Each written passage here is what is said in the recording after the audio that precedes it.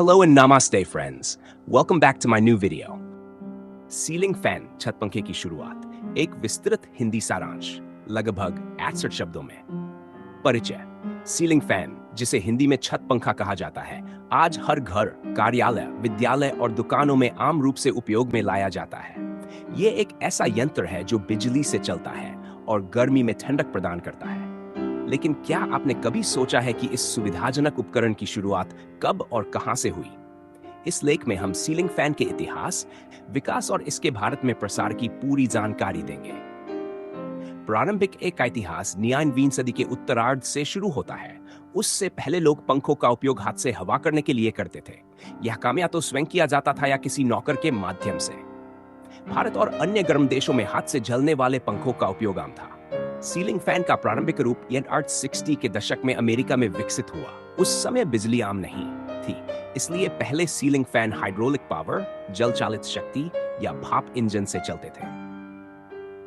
पहला आधुनिक ceiling fan, पहला आधुनिक प्रकार का छत पंखा अमेरिका में फिलिप डीएहेल नामक आविष्कारक द्वारा वर्ष 1880 में बनाया गया। डीएहेल मूलतः एक जर्मन अमेरिकी इंजीनियर थे, जिन्होंने थॉमस एडिसन के इलेक्ट्रिक मोटर डिजाइन में बदलाव करके एक छोटा और सस्ता इलेक्ट्रिक मोटर तैयार किया, जिसे छत पंखे में लगाया गया। डीएल ने एडिसन के डायरेक्ट डीसी मोटर का उपयोग कर छत के ऊपर लगाया जाने वाला ऐसा पंखा बनाया जो रोटेट करता था और कमरे में हवा प्रसारित करता था। यही पंखा आज के आधुनिक सीलिंग फैन का प्रारंभिक रूप माना जाता है। प्रारंभिक डिजाइन और विकास। शुरुआती छत पंखों में 2 ब्लेड होते थे और वे बेल्ट के जरिए चलाए जाते थे। बाद में जब इलेक्ट्रिसिटी का प्रसार बढ़ा तो इन पंखों में इलेक्ट्रिक मोटर जोड़ दी गई।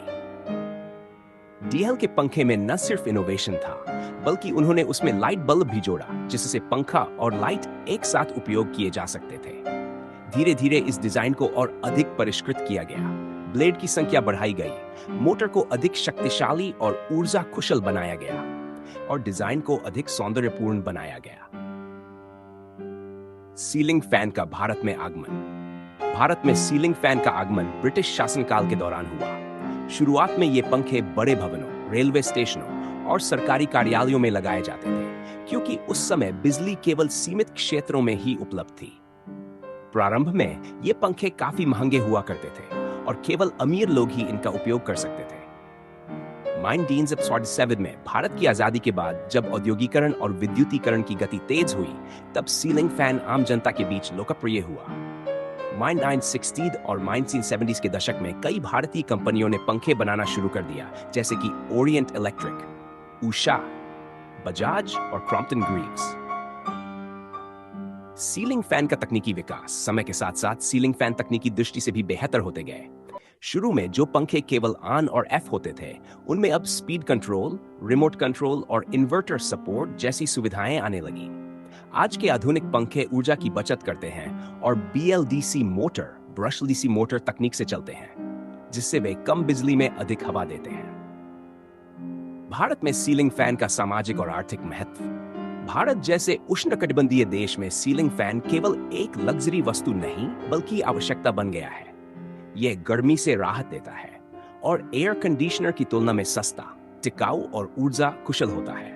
ग्रामीण क्षेत्रों में भी अब बिजली की पहुंच बढ़ने के साथ सीलिंग फैन आम हो गया है। भारत दुनिया के सबसे बड़े सीलिंग फैन निर्माताओं में से एक है। यहाँ बने पंखे विदेशों में भी निर्यात किए जाते हैं। ये उद्योग लाखों लोगों को रोजगार भी प्रदान करता है। निष्कर्ष, छत पंखे की यात्रा एक साधारण विचार से शुरू होकर आज एक जरूरी घरेलू यंत्र बन चुकी है। फिलिप डीएहेल के आविष्कार से शुरू हुई यह हानि आज विश्व भर में फैली हुई है। भारत में सीलिंग फैन का उपयोग एक साधारण आवश्यकता से ही अधिक है।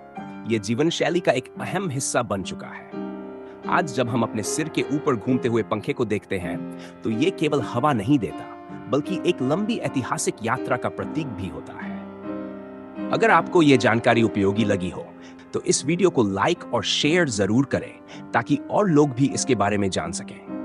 अपने विचार और अनुभव कमेंट में जरूर बताएं। हमारे चैनल को सब्सक्राइब करना न भूलें और बेल आइकन दबाएं,